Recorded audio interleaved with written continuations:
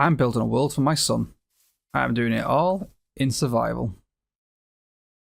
This entire 10k by 10k world, every kingdom, every faction, every NPC, all built by hand. Let's get started. The first area we're going to work on is Zone 0, which is the first 1000 blocks from world spawn. The 4 races I've chosen for this area are elves, dwarves, humans, and halflings. The reason I've chosen these 4 is that they tend to be the most stereotypical race that you'd see in a fantasy RPG.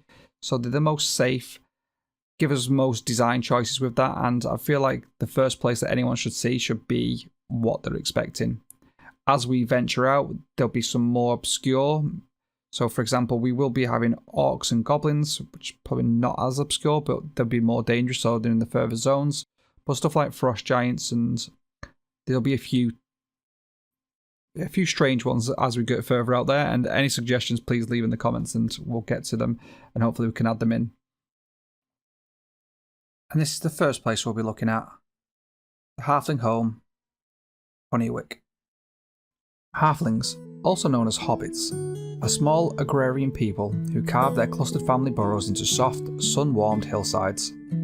They favour quiet routines, big extended households, and a way of life built around comfort, stability, and the slow shaping of the land.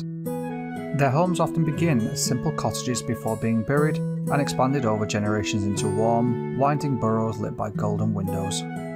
Halflings tend tidy fields and orchards, gather surface, gift iron, the simple tools, and rarely wander far from their shire, preferring familiar paths and the steady rhythm of communal living. Okay, so that was just a bit of flavour text as to how I see our halflings and kind of the plan going forward. Now, I don't see them as like lazy race or anything like that. It's more a case of that they're all about comfort. So they'll do pretty much the bare minimums to what's necessary until it becomes a problem, in which case then it's okay, this needs to be fixed and we'll do it properly. So I'm just down in the caves now, doing a little bit of resource gathering, just getting set up, making sure I've got some tools and all the things I'm going to need. Hopefully the next clip you should see is us building our halfling home.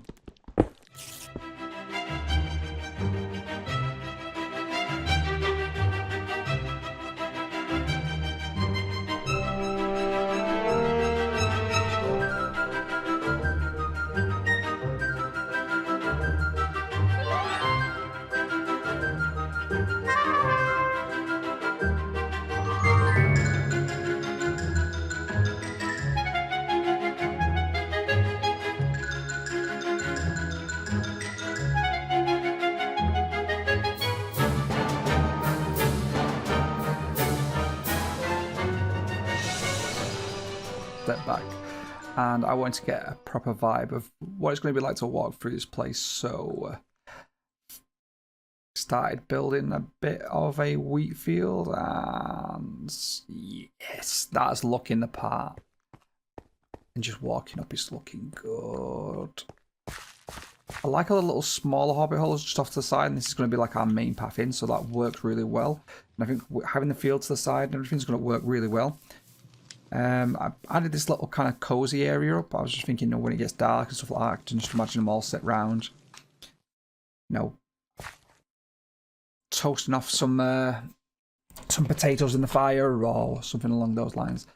But I've added a little cabbage patch. I'm still waiting for it all to grow out. I've added a small little tomato field, and obviously we've got the wheat field over here. There's the remnants of a zombie, I believe it was, that I killed a second ago. But at the moment I don't have any interiors on this at all, and from the time that you may have noticed this block was missing, I've now got that filled back in, and the interior is completely not done or anything like that. It's just a dirty hole. So we will be doing an interior at some point, but for now I'm just leaving it like that. Now the one thing that I'm feeling that it's missing mostly with all of this is it looks okay. I do like the sight lines coming through, but I feel like it reveals too soon. So you can see it from all the way back here, and it's like, I don't know about that. So ideally we want it to kind of wind a little bit and kind of give a little bit of a view, I guess. So I feel like what we need is a few custom bushes and custom trees, and to be fair, it will get better once this field starts to come up a bit closer as well. So the plan at the moment is to bring it up to here.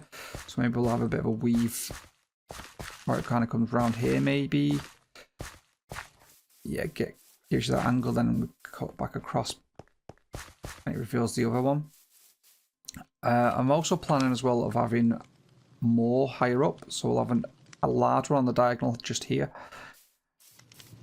And I also think that there's a little bit of like a layer line here, which I like. So I put this little pathway in up top. I think that's going to give a really nice view over the entire area. So that's something we can do. The top up here is completely flat at the moment. Again, I am definitely planning on doing one on the diagonal. I may do like a smaller one, make it into, I don't think I'll connect it to the one below, but I'll definitely make it come round.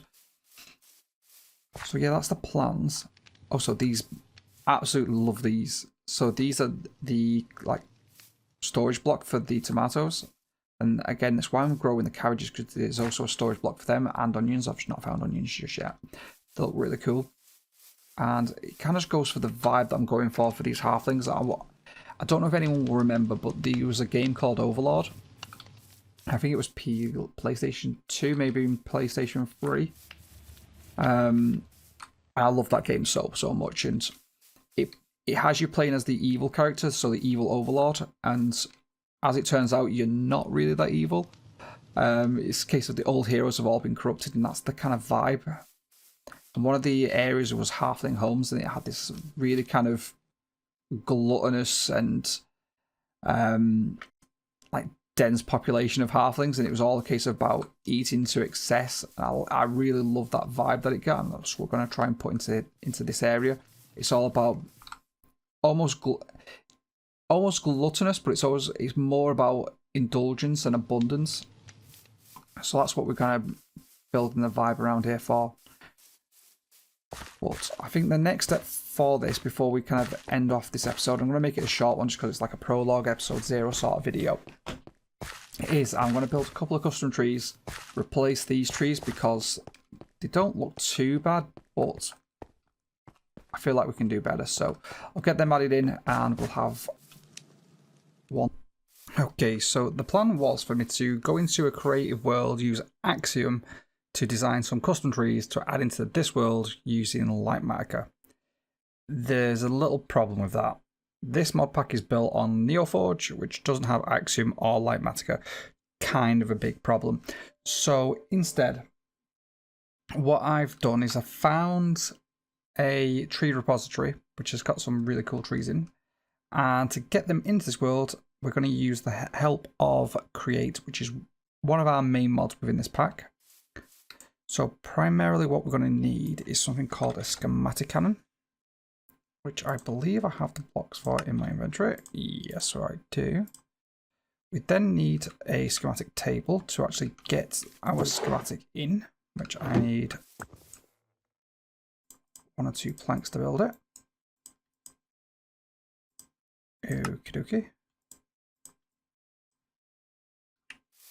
And the last thing I need is a schematic which takes paper.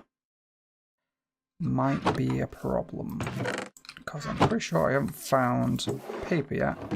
All the books of the bookcase I have literally found as books. So okay, so I managed to find some, wasn't that far actually, so we're all good there.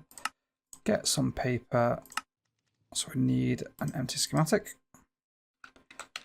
And if I remember rightly, hopefully this mod hasn't changed too much since I last used it. We place that down, and these are the 3 trees that I've just saved down. I'm going to put a link in the description below for where I've got these schematics from. I actually went into the grid world and then just used the schematic to actually get them back out. So, but the file itself comes with the schematics already in there, so it should be just fine. Now, the one that I saw that I quite liked was, I think it was tree 3. We can always change if we don't like it anyway, so there we are. And you get this massive box layout. So the first one that I want to put in, oh Christ, is up here on the hillside. I think is the first and probably the most focal point one. So if we go for somewhere around there. Now the nice part is it gives you a little graphic before it actually places it. And that did not look as big when you're flying around in creative. So that's quite big. Left alt, there we go. Move that down a bit. Move that across a bit. Okay, how's that looking? Okay, stands out a bit from a distance, which I'm not against. It does look iconic. Okay, so I don't believe we have to do anything to lock it in. Let's just have a rotate, see if there's... Oh, crying out loud. If there's a better...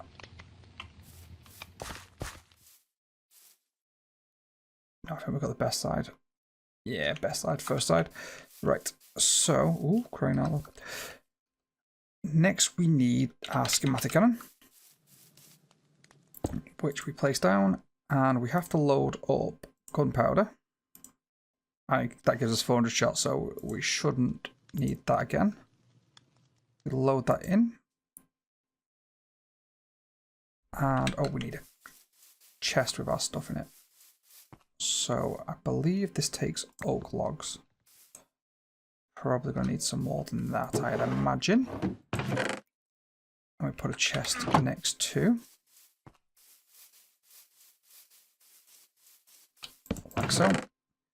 Put our items in there. I'm going to have to get some oak leaves. But it should be as simple as... You know what, we're probably better off getting a clipboard. How do I make a clipboard? Oh. Andesite alloy. We've not made any of that yet. Do we have any andesite? Also, I need to make a better storage system because looking for a chest like this isn't the way. I don't think I've picked any up yet. Nope. Oh well. Right, we should be able to hit play. It immediately said it's finished, which means we're missing something. And it'll delete that. Right. I messed up. Take two. So, we put that in there. Pick our tree. It does the shkaboody. We place it down. We put it where we want it. That, oh, I've got to look at that side, I believe. There we are. Put it back to where I want it. Get it up there.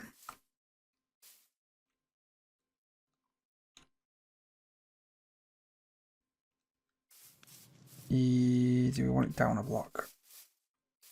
I'm so happy with the place we got it first time. You know what? I don't think we want it down a block. I feel like what we actually want to do is, after this is printed, we want to make sure that we fill in some of the gaps. Right, happy with that. Place it in the cannon. So, we don't want to replace any solid blocks. We replace solid with any? No. Replace solid with empty? No. Skip missing blocks. Don't want to skip any missing block. If the cannon cannot find any required block for placement, it will continue to the next location. No, we don't want that. Okay, we're happy with that.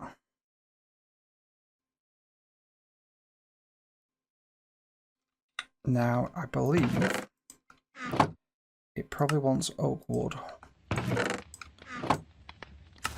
There we are. So this just goes through it and places that schematic for us. And when it can't do anything, like now, it asks us for the item.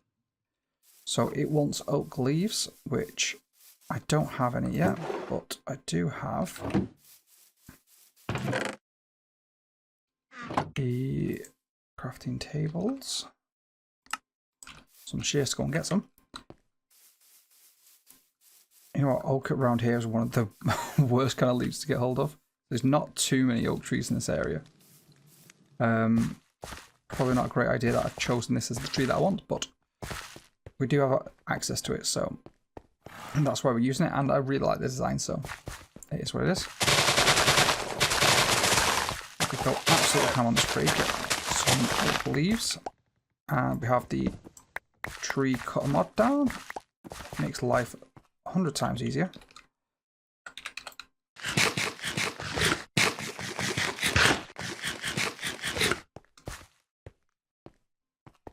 We should be able to get this place in.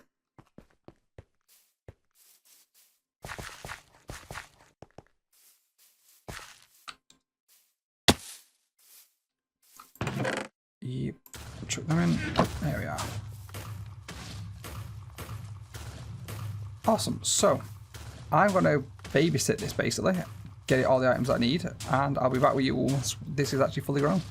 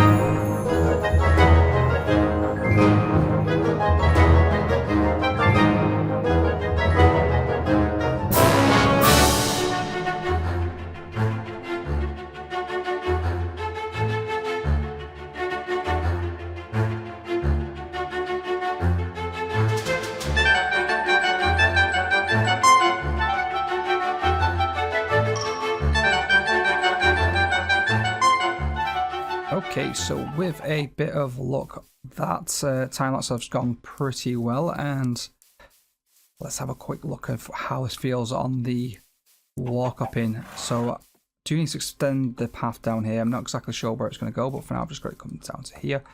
I've added some bushes in, and I've also did a little bit of landscaping, but we need more dirt. To get more dirt, I need to do a bit of enchanting. We're just not there yet. This tree's still floating because of that, because I want to terraform this out going a bit further in. But the actual vibe coming in, I'm constantly thinking about the sight lines, and like right now you can see a little bit of something back there, but it's not clear yet, so you get a little teaser of it. Still can't see it properly, Getting a little peek, and it's only till there when you actually get the full look of it. Even then, it's still kind of walking you in. That needs to go. That's breaking too much. Yeah, but I like that. I feel like the sight line, be like these tall trees from a cypress sapling, really work as just a bit of contrast and a bit of darker colours. But as you're walking in, yeah, it's just there when you start getting the vibe. I think I'm going to remove this and put a little well in the centre and make it into a bit more communal. I feel like I'm going to remove this.